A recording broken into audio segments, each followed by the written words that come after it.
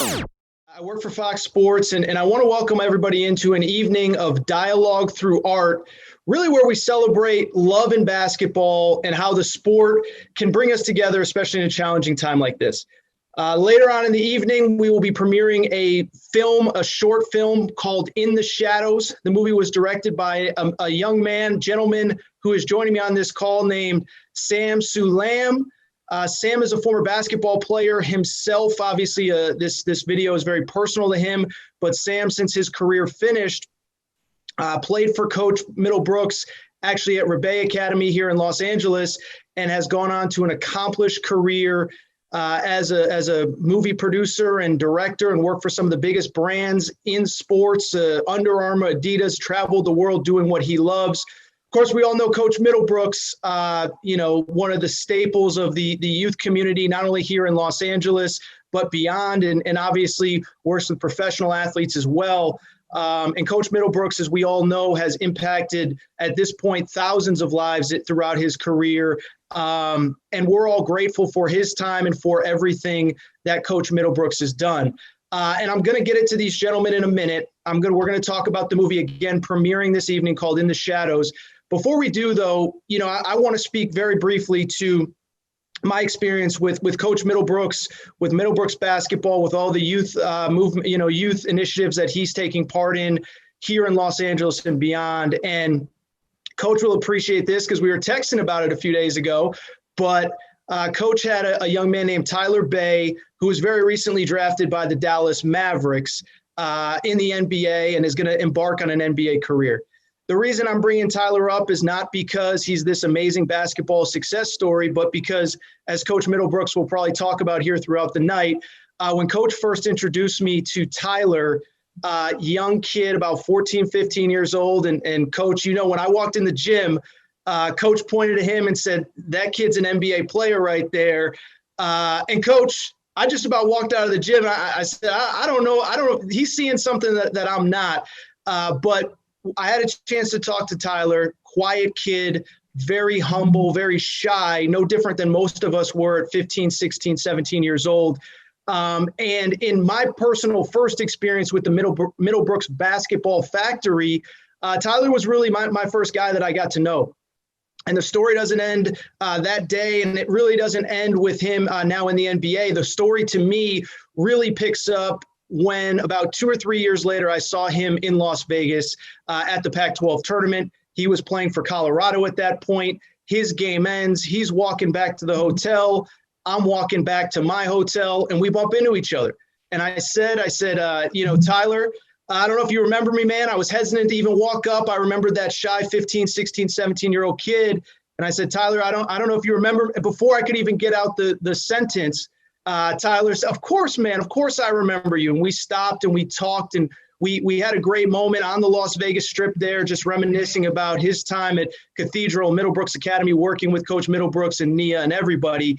And to me, that experience was the Middlebrooks basketball experience, because that shy 16, 17-year-old kid, he was now a young man that was 19, 20 years old, smiling, looking me in the eye. We, of course, took a picture for Mama Nia and sent it on our way before we departed. But to me, again, that's what the Middlebrooks basketball experience is building young men and women into adults and into productive members of society through sports, and using sports as a catalyst to something bigger. I've just gotten to know Sam here earlier today, but from all accounts, Coach, and I'll throw it to you guys momentarily, but I think Sam's a great reflection of the impact that you've had on the community. My understanding is Sam played for you for 1 year, and it's not about, is he going to the NBA? Is he going to be a pro? He's one of my sons, and he's going to be with me forever. You guys have kept an incredible relationship over the last decade.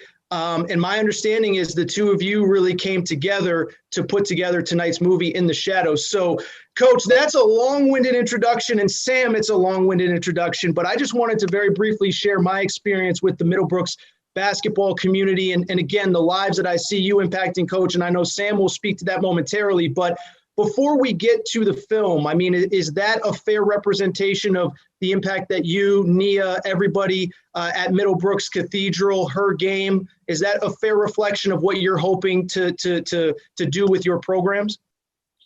Yeah, absolutely. I mean, our goal, first and foremost, is to transform lives. And I don't care whether you go to the MBA, you become a doctor, lawyer, whatever, what have you. It's really about how do we create opportunity and access, right? And I believe education is the primary key to get that done. And so our focus has always been, okay, well, how do we get these kids scholarships to college, the ones that are good enough, and making sure everybody can get to college at whatever level. And then we try to stay with them all the way through that process, make sure they graduate and do what needs to be done. And then we also try to find them other opportunities. I mean, the guys that are responsible and handling business, they can come to us and we try to find them other professional opportunities, whatever, what have you. And so, we're hoping that, when I first got into this, my whole thing, we had a lot of foreign kids too. And, Yeah. I was thinking, well, through my program, we were at war with Saddam Hussein and all that. I'm like, man, if I can take all these kids from different countries and coach them and build relationships, then maybe through what we do, we can create world peace. And that really was a major thought of mine when I got heavy into the basketball space and kind of moved out of entertainment. And it's been tremendous. I mean, guys have gone on, got their MBAs, CPAs. We got one kid, Sam, probably remember him, Cedric Renivo. He's got a master's in forensic statistics analysis with a business focus. Like, crazy. But guys have done some great things. So we're excited, and and I'm real proud of Sam and what he's become and accomplished, and appreciate him taking time to help, because he didn't go to Cathedral, and that speaks volumes to me that he come and help me with what we're trying to do here. And I love this guy like my son, and it is what it is, man. And Sam, I would throw it right to you, man, is, we look at the trophies behind Coach Middlebrooks there, and we think of a basketball program, a basketball factory, the ladies' side, the male side. But Coach just said how important education is, how important using athletics as a vehicle to a better life is. And as Coach just said, you were with him at Rebay High School. You weren't with him at Cathedral, Middlebrooks Academy. And you guys, have remained so close that from 3,000 miles away, we're doing this call tonight. And I know the role that he played in your life. And so I would love for you to reflect a little bit on his impact, on your career, even beyond, obviously, well beyond basketball. Sure, man. Sure. I mean, you said it up front. I mean, I'm right now, I live in New York. I don't see Coach, but maybe once in a blue moon. And we still, from the bond that we made in high school, it's just carried out through my whole life. So, it didn't start off that way. Like when I was in high school, I was a football player, and the football players and the basketball players, they didn't get along. And I always felt like the coaches kind of influenced that. They're like, oh, don't go over there. Don't mess with those kids. So, I was a football player my entire 4 years in high school. And in my last year, as soon as I was done, Coach called me into his office, and I thought I was in trouble. He called me into his office and he said, I want you to play basketball. And I thought, I don't play basketball. So no, you're going to play basketball. And if Coach says you're going to play basketball, you're going to play basketball. So I was there. We played a whole season. And I mean, that was one of the most fun sports seasons of my whole life. It was incredible. We won CIF. And I'll never forget that. But, that experience, that when you're 17 years old, I mean, those relationships that you form with your teammates and your coaches, those are the things that take you the rest of your life. Someone, Miss Nia earlier said, ask William to do something. And I didn't know who William was because I only know him as coach. So, I'm always going to call him coach. He's always going to be coach to me. And it really speaks volumes that I could just call him up and with an idea and pitch it to him and him have the trust in me to still do that. So. Sam, I was going to ask, I'm sure some of Coach's current players, future players will be watching this. One, what do you think that he saw in you as a hooper that maybe you didn't see in yourself? And talk about how the relationship evolved, because clearly 10 years later, you guys are father-son. I'm guessing there were moments in time that were not like that. And I'm guessing that even now, as Coach continues his career, some players think, maybe one thing about him, and then they realize that he really is a father figure and somebody that is going to continue to have their backs long after they play for him. Sure. Yeah. I mean, I think as a father figure, his strength is seeing people's potential and seeing things that they might not see in themselves. I'm not a basketball player. I never shot the ball. I never did. I never, as soon as I got, I would pass it. But, he saw things that was missing in the whole team.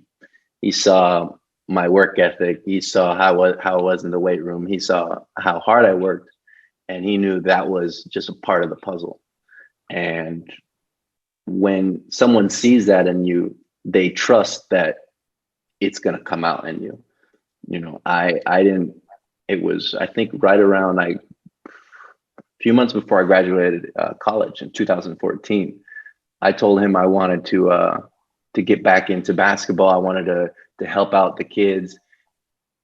I mean, he put me in charge of the kids. I was training them strength and conditioning, and he trusted that. I mean, I was thinking about this today in preparing for this conversation, is that Coach is always he puts a lot of trust in people, and I think that is very, very valuable because it gives you opportunity to show what you're made of.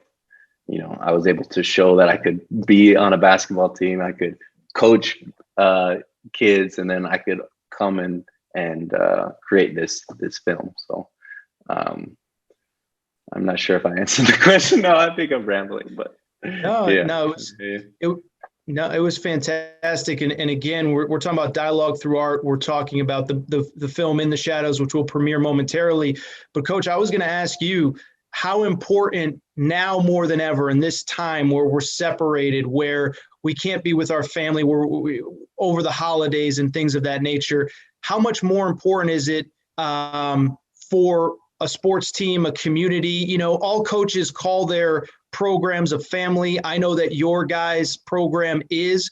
How much more important is it at this time in the world that we currently live in right now? I think it's critical, man. The mental health piece is something that I had to get a little more exposed to and started to understand. People are depressed, and they're the kids really, you took their life away, right? When you start saying, well, you can't play, you can't do this, and they're stuck in the house, and they're young people. So young people, obviously I'm old now, but I remember being that age, man, I'm in the street, I'm not, so you can't cage up kids like animals. And so I think that there was some unthought about, out of fear, and obviously everybody's thinking about life and wanting to survive and that, and I get that, but I don't think they thought about the consequences of some of this with some of the young people. And so I think that was the biggest thing that my takeaway from this is that, what, we've got to find a way to live life to the fullest, even through and in the midst of this deal. Will there be some casualties along the way? Yes, but historically, there's always been casualties. We don't stop driving because there'll be some casualties. We don't stop doing a lot of things in life. So I think that Really trying to create, again, opportunity for kids to do things is super important. And, we're trying to figure that out while staying healthy and using wisdom. So, I mean, little things like, when we work out, they sanitize every 15 minutes. I mean, they're COVID testing regularly, et cetera, et cetera. The school was great and got me the new COVID spray gun, and it's, the proper chemical to deal with COVID. And we can take that, we can be mobile because right now we can't be in our gym. So, and we're not, so everything's outside. But if we go out of state and play, so I mean, we do everything possible to keep the kids safe, and but we operate with the understanding that, hey, man, you step on the court, you might rub against somebody who's got COVID. So we gotta get that checked.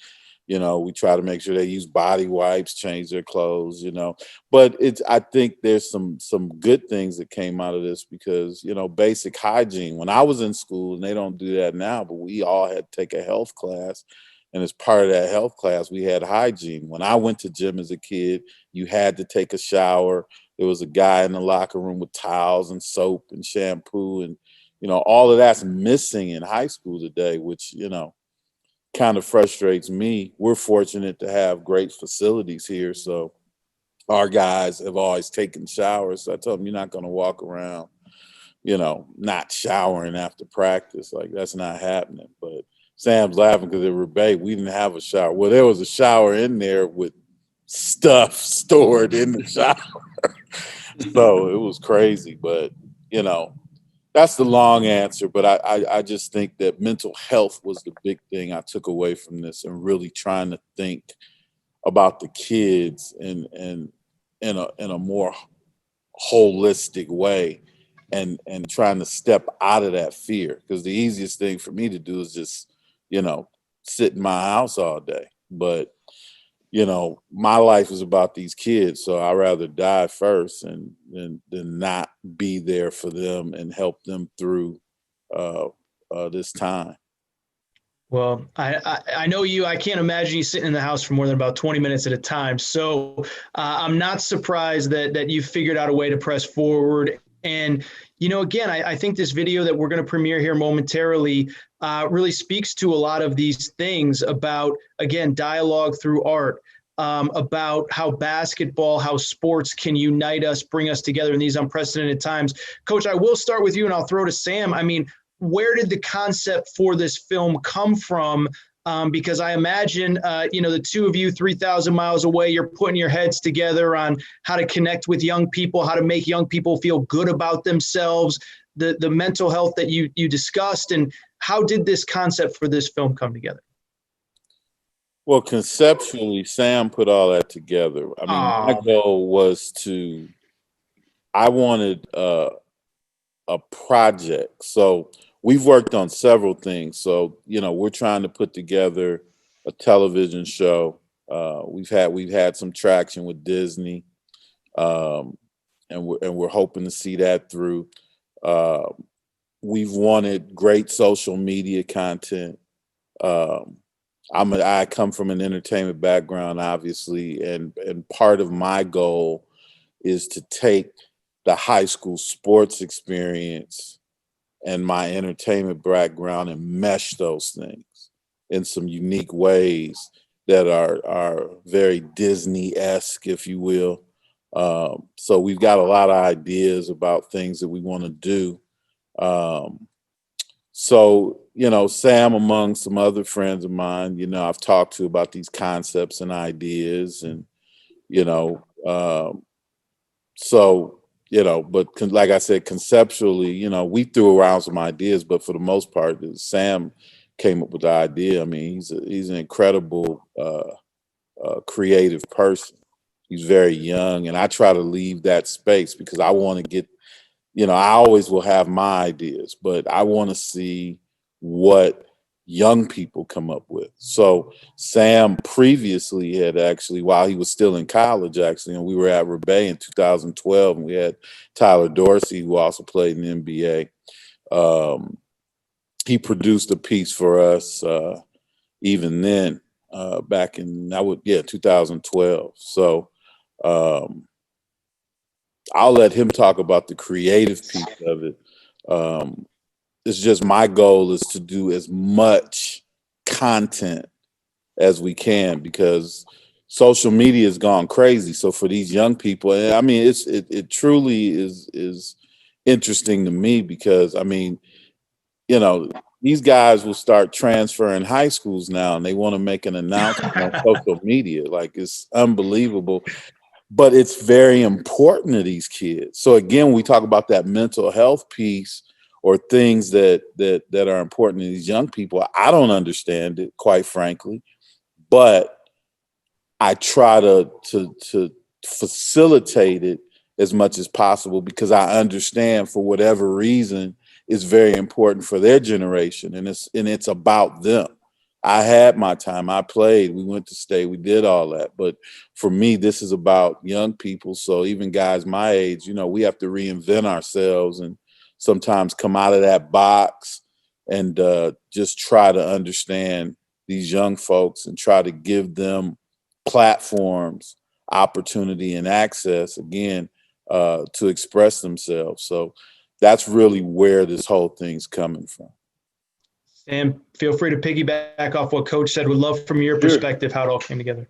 I want to tell a little bit about it, but I'd rather talk more about the concept after, because I kind of feel like it will kind of ruin it. But basically how it came about was, I'll give the broad strokes. This piece is about what we do when no one else is looking. And I felt at the time that I came up with the idea, I felt like a lot of the kids, I think, did at the time, which was sitting around. What are we doing right now? What are we doing with our time? How are we like making use of this time to reflect and to work on ourselves? And like, what are we really doing? I mean, I kind of was sitting around twiddling my thumbs like a lot of other people. And I thought, man, I need to do something with this energy. I need to create something. I need to just go out. I called up Coach. I said, Coach, I got an idea. I'll send it. I'm going to type it up and I'm going to send it to you. And he was like, cool. He didn't really ask too much after that. I sent him like the script and everything, but it was born out of frustration, and it was born out of a need to be creative. So I don't want to say too much after that. I want to talk about it after. Coach, we ready to cue it up in the shadows? We ready to get it going? Yeah, we can get that going. While I'm queuing it up, I do want to say, please, yes. Yeah, I think people, when they watch it, I hope that they'll delve deep into the content and really try to connect with it. And because different people are going to take away different things, right? But yeah, really pay attention, because he did a tremendous job, an absolutely tremendous job. And can I say before it starts, if you're watching here on the screen, you should definitely go and watch it on YouTube, because I know Zoom is not always the best on video and audio at the same time. Which I learned, by the way, use Twitch and connect it. And actually the DJ music is coming across great on Zoom. I'm giving Twitch free promotion here, but it's unbelievable. Talk about a guy that reinvented himself. My goodness, man. Yeah, it's scary, huh? Yeah, I don't even know how to use Twitch. Yeah. Okay, here we go.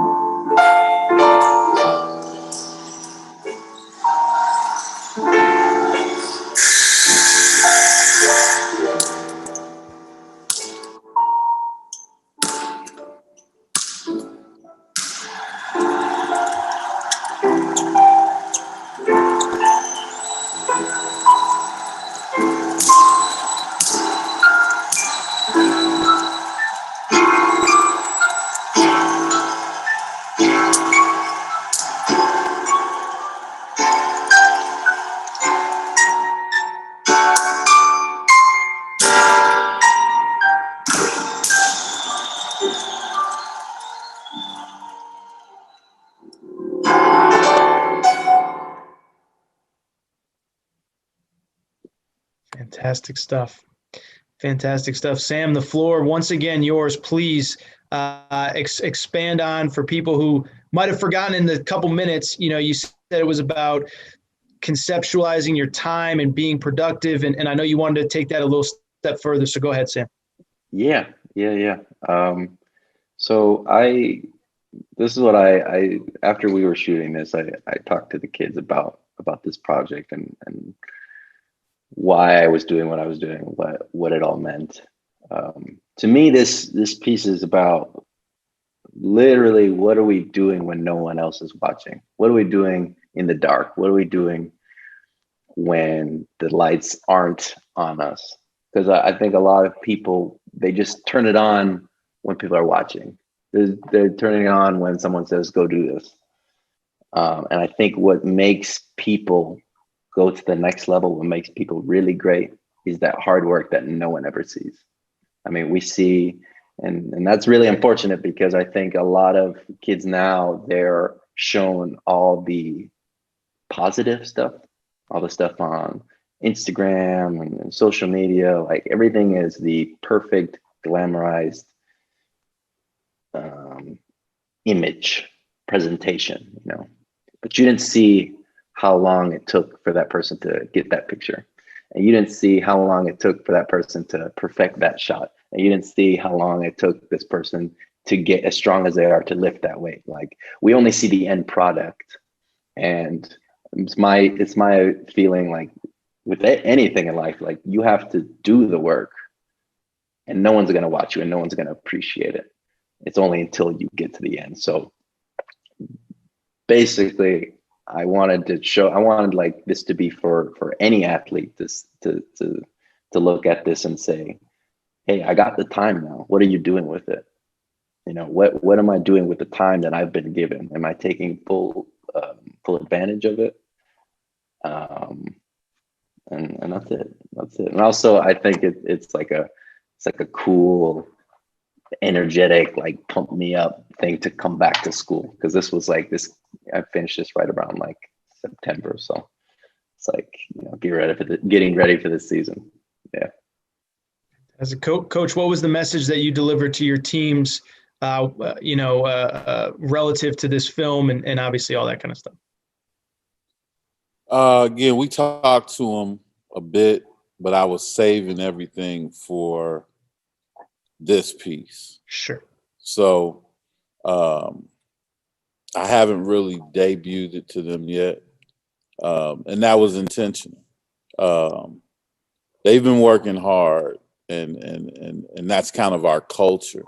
But what I love about what Sam is saying is it's not just, what are we doing as a program, but what are you doing as a guy, and it really organically ties into kind of what Sam said a little bit earlier. He felt the coaches weren't allowing kids to play football. And quite frankly, he's right.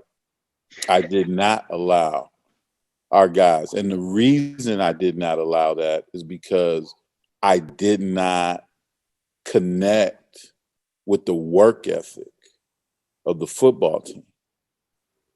And Sam will also tell you, we were there 5, 6 in the morning. Like I was on a whole different level. What Sam does not understand, probably, because we haven't talked about it a ton. I think I mentioned to it once. I watched Sam constantly. He had no idea I was watching him. And what I did was I respected his work ethic, and the football team wasn't winning. So for the first time in history, I allowed my entire basketball team to play football for Sam. Because I didn't want him to have a senior year and not win. Because I watched him bust his butt all the time. And I knew my guys were the better athletes. I said, if I take these athletes, I said, we're going to win some games now. How many games did you win, Sam? More than your junior year, I'm guessing. Oh, yeah.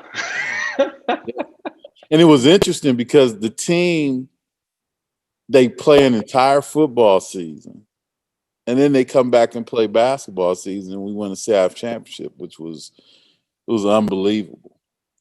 But the other thing that again with Sam, he was such a leader. Like, he didn't understand. We do not win the CIF championship in 2010 without Sam. I had really good athletes who did not have that internal ticker all the time. Because Sam will remember, even at the end of the third quarter in that game, we're down by 6. So we're leading at half. And then our guys are coming out kind of not playing hard. And I went there with a kid, John Conley, who was our top player, man. And I said some things that, you know, maybe at 50 I regret. But, hey, man, you know, I went after that kid at center court. And it was people were like, oh, my God. You know, and John came out and he dropped 18 in the fourth quarter. We win that game by 12. But the things that Sam was doing with those guys behind, we needed that. So it was almost like he was an extension of me. Like, it was almost good cop, bad cop. You got the devil on this side and the good spirit on this side. And he was the great spirit and that leadership, man. You know, and I don't ever think, you know, he's very, you know, he doesn't understand. We don't win that CIF championship without Sam. And that's who he was on that football field, which is why I trusted my players, because I felt he would lead them. And then I watched them bond and come together. And then that's when I told Sam, hey, man, come here. Now, we got out here and we won some games. Now we're going to do that in basketball. You know, and they did it, man. And it was a great group of guys. But, I mean, he was a leader, and he was the leader, not to me just in sports, but just around the school and how he dealt with other kids. And, you know, it was tremendous. So I say all that to add to the movie, because what I'm saying is the thought he had behind the movie really is a reflection of who he is. He always just worked hard. You know, he worked hard to be great. He's going to be shy about it. He was a walk-on for a period of time at USC football, and I was so proud of this kid. And I was like, you sure you trying to do it? Yeah, coach, I'm doing it. I got the picture of him with the little tape on his helmet. I was like, man. And he was out there, man. And he was competing with those guys and trying to fight with them. And, you know, that's just the kind of kid he is, man. Well, there's a really good lesson in here. And so, Sam, let me ask you, you know, Coach talks about, you know, your work ethic, your drive. You talked yourself about when the lights off, what are you doing behind the scenes? Take us through a bad day, Sam, because Coach Middlebrooks' players are going to see the finished product and they're going to say, this guy has his stuff together. You know, he was a great football player. He was a great basketball player. He's this great filmmaker now. And look at what he did. But I'm guessing you wake up and have bad days like everybody else. And what Coach said about you finding something internally to push through, I'm sure it's the same thing in an edit bay in the film room. And I think it's something that we all have to go through. But when we see a film like that, we think it just comes together overnight. Sure. I mean, I think it's important.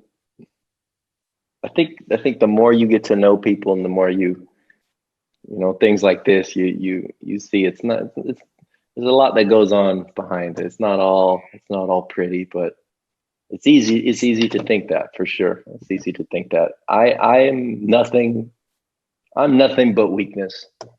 I don't want to get up early. I don't like eating healthy foods. I don't like going to the gym. I don't like lifting weights. I much rather just sit on the couch and, you know, have it easy. It's like that. Who wouldn't want to do that, you know? But the thing is, you just do it because you got to do it. There's no choice.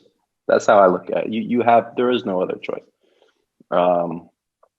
And that's how I approach it. Everything I do now. So, you know, for every young person, everyone that you admire, they didn't pop out like that. They worked and they worked and they worked. You see someone that is bigger than you, is faster than you. That's not because that's just God given. I mean, it might be, but they work, and you just don't see it. So, I mean, there's nothing. It's there's no secret. There's no secret. It's just that it's work. That's it. And Coach, I thought it was interesting you talking about you kind of having your eye on Sam, even when he thought you weren't looking. I think that's a good metaphor for life and a good metaphor for your players now that are going to watch it. I mean, how important is it for them to do exactly what Sam said, which is when you're in the shadows, when nobody's looking, that's when you got to work your hardest. I mean, with the successful people you've been around, Sam's obviously incredibly accomplished. We mentioned Tyler Bay. You mentioned Tyler Dorsey, Orlando Robinson, who's having an incredible career at Fresno State. I know there are doctors and lawyers that I don't know their first names, but I know are successful. How important is it to put in that work when nobody's looking? Because as both of you have said, everybody looks great on Instagram with that filter on the beach, but it takes a lot to get to that point. Yeah, I mean, we try to. It's more in the NBA circles, but I try to filter that down all the way to high school. Is that everybody's talented. So one of the things that we talk about is you got to trust in the work. You have to trust in your work. Everybody here is talented. The bottom guy is not getting in, they're talented. So this whole thing is going to come down to trusting in your work. Now you've got to look in the mirror and see what that is, right? So I think that's the message. And the work is not just even physical, what you do on the court. It's, are you handling your money properly? So then you don't have stress when you get on the court, right? You want to not end up injured, and you want to be available. Are you doing the nutrition? Are you the guy that's taking your money, going to McDonald's or just messing around? Or are you the guy that hires the chef that's coming in, making sure they're preparing what you need and you're investing in your body? Are you the guy that's getting to the weight room? Are you getting up? Ray Allen was running 5 miles, 5.5 miles on non-game days and 2.5 on game days. Kobe Bryant would be in the gym working on one move for 45 minutes to an hour. So it's trying to get these messages across to the kids and really to adults. I mean, we as much coach families as we do the kids, but learning to trust in your work. And I try to be an example of that. So, as much as today, I was up working one kid out that we got going to Mississippi Valley at 4:45 this morning. And then, I'm here now. I had a 1:30 workout. I try to be an example of that. I want people to see me. I'm telling you to get up, I'm going to get up. We got a little thing about correction of your feet. Okay, well, there are these insoles and they're pretty expensive. So I'm telling a kid, you have to get them. Well, you look in my shoe, I got the insole. It's trying to model a certain behavior for people, but inevitably it's got to be internal. You've got to have that ticker. You've got to buy in, but you've got to trust in your work. Fantastic. Last question from me, gentlemen, and I don't know if either of you have anything else to add, but one thing, Sam, that I took out of this, and then Coach, I'd love for you to piggyback. The scene that kind of captivated me was at the end when the guys are all passing the ball to each other. Maybe I'm looking too much into it, but it felt like a metaphor for having each other's back in a time like this. Coach talked about the mental health aspect of it. How important was that, or was it important as a theme for this film of, everybody's going to have down days, especially in this time, and we got to pick each other up as well. Sam, I'll start with you. Sure. I think today it's more important than ever to reach out to people, to show people that you're there for them. Because, right now we're living in this world that it's just right here on the screen, on our laptops, in our phones. And it's easy to feel lost, and it's easy to feel like it's easy to feel alone in the world. So I think that if you can, just pick up the phone, don't text them, pick up the phone and call your friend. Just start up a conversation. It doesn't have to be about anything special, Your teammates are people that are going to hopefully be in your life forever. Hopefully those are relationships that you maintain forever. Because when you go through something at a young age, those that's a bond that you will always have. So, but try to keep their relationships, in real life and face to face if you can, because that's how you have like a real bond with somebody. That's it, Coach. I'd ask you the same question. Crazy time. You talked about the mental health. Even now, as we record here in November, people are separated from each other during a holiday time. How important is, to use the metaphor from the movie, throwing the alley-oop to the other guy, getting the other guy involved both on the court and off the court? Yeah, I think it's incredibly important. I actually tweeted out this deal about, and I got a couple little responses, but the Democrats and the Republicans were going through this thing. And my whole deal is like, we need each other. This is, the message I try to send with sports is hopefully that we need each other. We have to complement each other. We've got to play together, and we've got to be one team. And I feel like this is what our country needs, and I don't know that, I'm on my political stick, I guess, right now, but we got a problem. And at some point, I'm hoping that sports begins to be that thing that kind of uses the platform to hopefully start to get people to understand we have to come together as people. And that can be difficult because people love money, people love power, people, get into other things. But I think inevitably, if people start to understand that all of us, rich, poor, everything in between, there's one commonality. We're born the same way, and we're going to leave out of here the same way. Everything in the middle is we're just buying time. So wouldn't it be great if we did that together and harmoniously versus fighting and acting crazy and picketing and tanks in downtown LA and all that kind of stuff? Like, that's the message that I hope we get across, because I think, team sports is very important, because everything we do, whether it's at work, our family, our friendships, whatever, and it's what makes us American, man, is a togetherness and a democracy where we're sensitive to other people's opinions when it's different than ours, and we're okay with that, as opposed to, I guess some countries, you say something, they kill you. I mean, that's when I was in my 20s, I knew a girl from Kenya, and how she got here was political asylum from President Clinton, because her family said some things publicly, and the president, king, whoever at Kenya, told them, I'm going to put you to death. And they had to get out of there. So I learned that at a young age. And because a lot of people wonder why I don't leave the country. Well, that's why, I'm not, you don't never know what's going to happen to you over there. But what I know is we enjoy a great life here. Even the people who are so-called poor.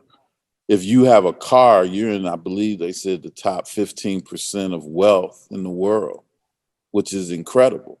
So you're telling me somebody who lives in Watts with a car is in the top 15% of wealth in the world? I mean, I process that and understand that we live great lives here. We have great opportunities.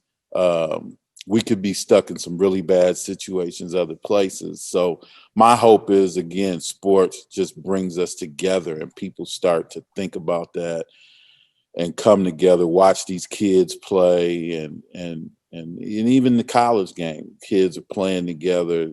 great team bonds and all that, learn from that message and kind of come together as people and understand what that looks like and why it's so important and why it's so functional. To me, that feels like a great way to kind of wrap this up. That's just Sam, saying I talk too much. What's that? What's that? Aaron say I'm talking too long. No. You started by saying basketball is going to bring us world peace, and you just got on the soapbox and was going to end that way, man. I'm ready to put you on the ticket for 2024. That's all I'm going to say. That's how I'm ready to end this. But in all seriousness, I love the message. And now we're getting off topic, but I do think it's so important in these times. And I do think something that we've all discussed, being separated makes us feel more separated, when in reality, we're not all that different, and super cliche, but we put our pants on one leg at a time. We're just trying to keep a roof above our heads. We're trying to make mom and dad happy, your son, your daughter, whomever it may be. And so I didn't think it was at all going long. I thought it was the message that needs to come out of all this and be shared more, because just talking to you two gentlemen tonight, it's a message that of hope beyond not just this pandemic or this moment of time that we're in, but to your point, Coach, the next 4 years, the next 10 years, the next 50 years, we got to start building, not tearing down, I guess is what I would say. Yeah, no, absolutely. And before we get off, I want to thank you for taking your time, Aaron, to do this, man. This is big time. My pleasure. And, love you, brother. Appreciate it. No. It's absolutely my pleasure. I opened with a story about Middlebrooks, the basketball factory, and it's just about so much more than basketball. And I texted you on draft night, and I called you on draft night. I don't know all your kids as well as Tyler, and I don't want to make a big deal out of him because he's a basketball player. Everybody's having success in their own right, but to see him grow into a young man in this world that we live in, where education is overvalued, and you've referenced it a few times, Coach, too many people are interested in money and the fast track and shortcuts. Not enough people are talking about education, talking about what Sam said about putting in the work, about the things that happen behind the scenes. And, I've built whatever little thing that I'm doing here with the same concepts and the same principles, and I was raised the same way. And, I do worry about our future where we do think it's an Instagram world where, we see the finished product. A term that I've heard quite a bit through the years is, don't compare your first chapter to somebody else's 10th or something to that effect. But essentially, don't, if this person has this scholarship offer or this graphic or this award, it doesn't mean you can't get there. Everyone is on their own path. Everyone's on their own journey. So it's my pleasure. And I think that this film and then this conversation falls in line with a lot of what I believe in and to a core who I am. So honestly, it was a privilege for me to be part of this as well, Coach and Sam. So thank you both very much as well. Thank you so much, Aaron. Really appreciate it. All right. In the Shadows. I don't know if we're still recording, but In the Shadows, great film by Sam Sulam, Coach Middlebrooks. We talked about everything that you've done. So thank you both. And I guess we're done. So thank you. Thank you. Appreciate you.